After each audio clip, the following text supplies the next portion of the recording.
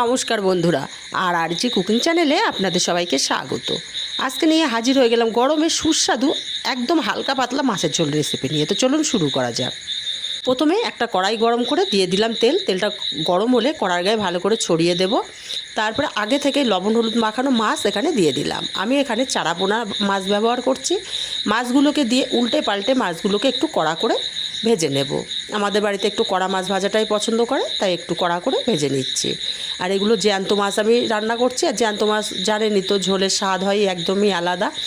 মাছগুলো উল্টে পাল্টে একটু কড়া করে ভেজে নিয়েছি। এখন মাছগুলোকে উঠিয়ে নেব। আর মাছগুলোকে উঠিয়ে নিয়ে বাকি মাছগুলো আমি একইভাবে ভেজে নেব। বন্ধুরা, রেসিপিটা ভালো লাগলে একটা লাইক দিতে কিন্তু ভুলবেন না। বাকি মাছগুলো এক এক করে আমি দিয়ে দিলাম। বাকি মাছগুলো ভাজা হতে হতে মশলা করে নেব। মিক্সচার জারের মধ্যে দিয়ে দিলাম 1 ইঞ্চি পরিমাণে আদা, ঝালের জন্য কাঁচা লঙ্কা, আর দিলাম একটা টমেটো, আর দেবো 8-10টা গোলমরিচ। অল্প করে জল দিয়ে একদম মিহি করে পেস্ট রেডি করে নেব। মশলার পেস্টটা রেডি এক সাইডে রেখে দেব। আর এইদিকে মাছগুলো আমার ভাজা হয়ে গেছে। মাছগুলোকে উঠিয়ে নেব তেল ঝরিয়ে। আর মাছগুলো উঠিয়ে নিয়ে এই তেলের মধ্যে ফোড়নে দেবো 1/2 চামচ কালো জিরে। ফোড়নটা একটু ভাজা ভাজা হলে তারপর লম্বা টুকরো করে কেটে রাখা আলু দিয়ে দিলাম। আলুগুলোকে দিয়ে নাড়াচাড়া করে আলুগুলো হালকা লাল করে ভেজে নিয়েছি। এখন এই পর্যায়ে দিয়ে দেব ঝিঙে। আমি ঝিঙে দিয়ে মাছের পাতলা ঝোল করব। ঝিঙেগুলোকে দিয়ে হাই ফ্লেমে 4 থেকে 5 মিনিট সময় নিয়ে ঝিঙেগুলোকে কষিয়ে নিয়েছি। ঝিঙেগুলো অনেকটাই কমে গেছে। এই পর্যায়ে পেস্ট করে রাখা মশলাটা দিয়ে দিলাম। আর দেবো অল্প একটু জল।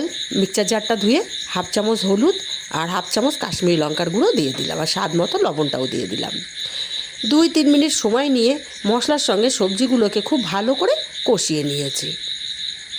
এখন এই পর্যায়ে দিয়ে দেব ঝোলের জন্য জল। আর আমি জলটা একটু বেশি পরিমাণে দিচ্ছি, কারণ আমি একদম পাতলা ঝোল করব, তার জন্য। ভালো করে নাড়াচাড়া করে মিশিয়ে দেব। তারপর ঢাকা দিয়ে আমি 10 মিনিট লো ফ্লেমে রান্না করে নেব। 10 মিনিট পর ঢাকাটা খুলে নিলাম। এখন নাড়াচাড়া করে দেখে নেব আলুগুলো সেদ্ধ কতটা হলো। আর ঝিঙে তো নরম সবজি, ঝিঙে সেদ্ধ হয়েই যায়। আলুগুলো এখানে সুন্দর মতো কিন্তু সেদ্ধ হয়ে গেছে।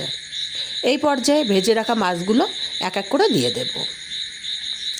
ভাজা মাছগুলোকে দিয়ে নাড়াচাড়া করে মিশিয়ে দিয়ে তারপর ঢাকা দিয়ে আরও 5 মিনিট রান্না করে নেব। এতে করে মাছের মধ্যে সুন্দর মতো ঝোলগুলো ঢুকে যাবে। 5 মিনিট পর ঢাকাটা খুলে নিয়েছি। পারফেক্টভাবে আমার হালকা পাতলা ঝোল রেডি হয়ে গেছে। তবে নামানোর আগে আমি এখানে দিয়ে দেবো 1/2 চামচ ভাজা জিরের গুঁড়ো। ভাজা জিরের গুঁড়োটা অবশ্যই দিতে হবে, তাহলে টেস্ট দ্বিগুণ বেড়ে যাবে। ভালো করে নাড়াচাড়া করে মিশিয়ে 5 মিনিট ঢাকা দিয়ে স্ট্যান্ডিং টাইমে রেখে দেব। তাহলে তৈরি হয়ে গেল আমার গরমে হালকা পাতলা মাছের ঝোল। রেসিপিটা কেমন লাগলো কমেন্ট করে জানাতে কিন্তু ভুলবেন না।